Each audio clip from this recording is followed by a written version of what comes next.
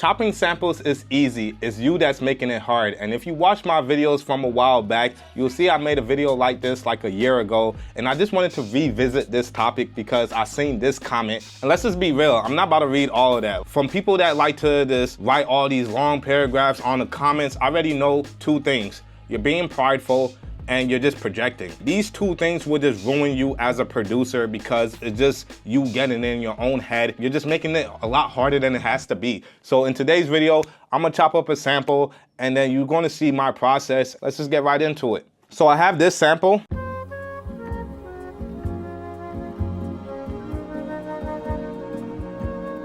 It's just that relaxing vibe, bro. So the first thing I like to do, I just like to skim through the sample, man. You know, be on my start, use the data wheel.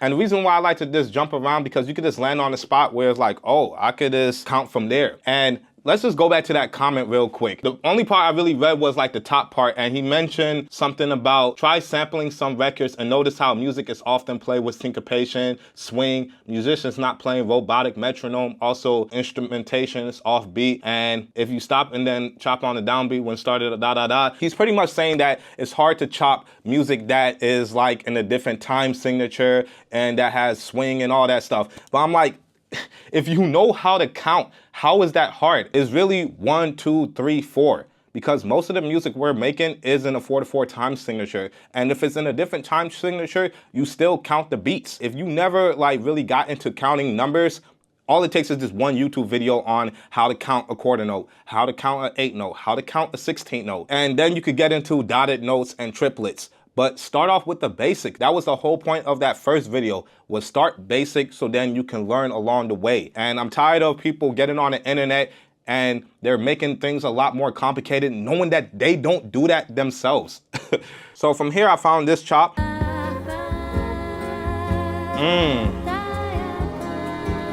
And off the back, anytime I have vocals in a sample, I automatically just go to tune. You know, that's like my way to kind of like have my own spin to it.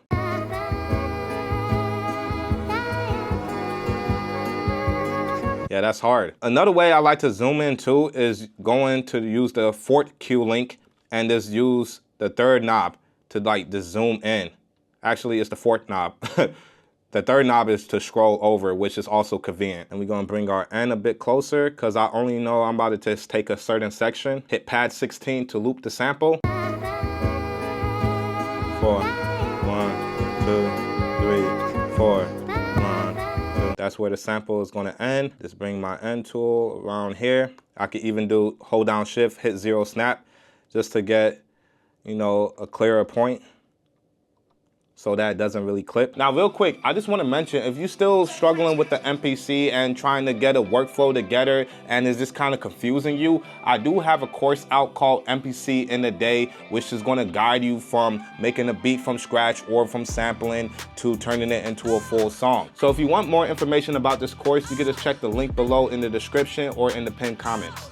Now let's get back to the video. From here, I just go to process. I don't go to discard right away. Sometimes I just like to extract it, or most times I like to extract it so I can still go back to my first original sample. And then I could just go up here and now I have my chop. And that could be a beat right there.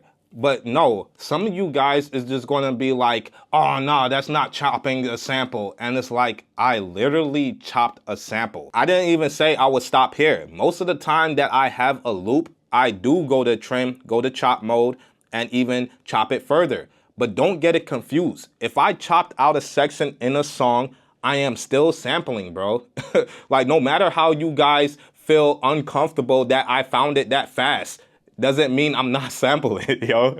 So let's go to BPM chops. I like to just start there because I could just automatically get my 16 chops.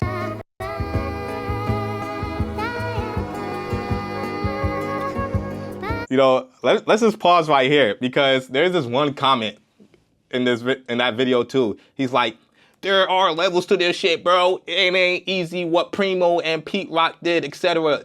Dude, is it easy? Ever chopped a sample into 100 pieces and 200? Like, This is why I said don't listen to the internet. You think people care that you chopped it into 100 pieces? 100 pieces?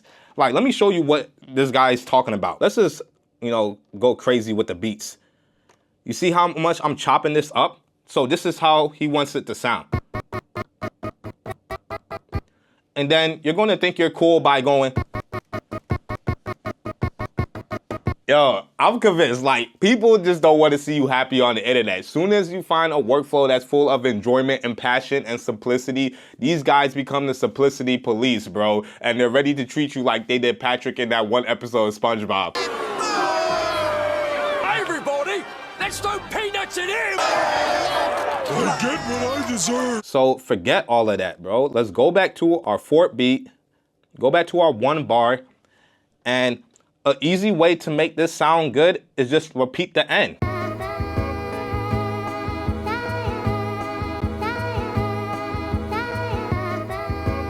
You telling me that is not chopping the sample? Let's just convert this, put it onto a new track. And I'm just gonna skip ahead and just add drum and a bass line just to show you guys what more you can do after this.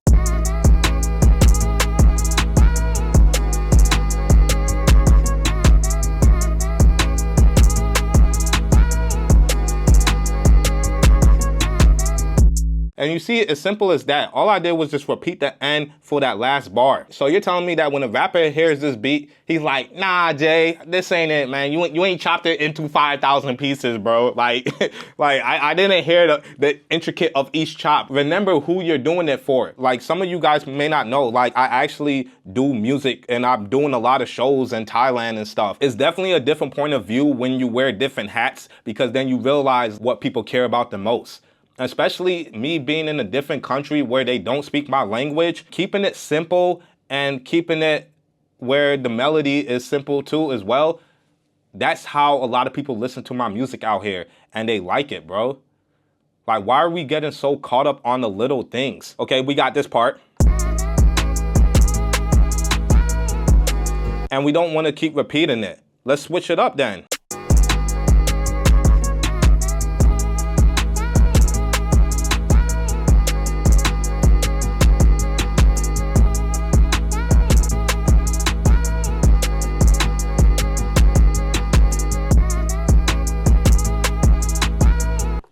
And for this part, let's just see the transition.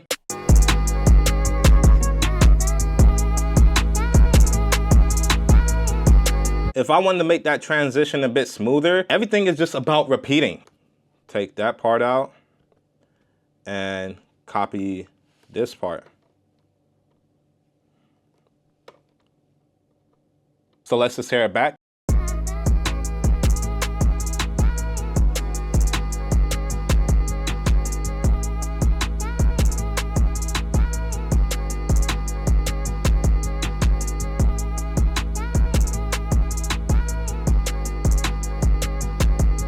Yeah, ever since I could remember as a kid, I just wanna be rich. They tell me I wanna be shit. Now these niggas getting mad all up in my fucking comments. I've been telling people that I got it. They ain't got no options. I've been trying to make a way. Man, these niggas work like slaves. I don't know. But you see, like, it's a lot easier to rap because it's like there's room for it. And let's say, oh, you don't wanna repeat these bars. Like, this is a whole 8-bar loop because remember, we're in double time. And what we can do is double the length, go back to grid view. Let's just erase this because we just double the length just to have the drums and the bass pattern. And let's just keep going.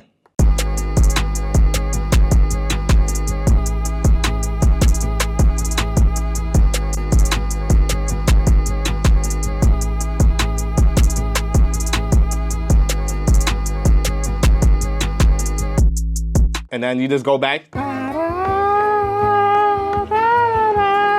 Come on. You capping if you telling me that it needs more than that. It just needs a few different transitions and a rapper will get on this instantly. And let's say you want to get even more crazy. Let's get another chop pattern in there.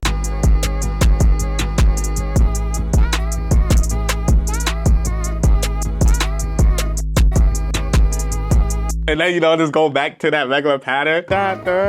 So that's it for this video. I hope you guys don't take the vent seriously, bro. Like, I'm just very passionate when I talk about certain things. Now, if you want to see me make a video where I arrange all these chops together, then leave a like and a comment below and let me know if you want to see that. But for now, you can watch this arranger video.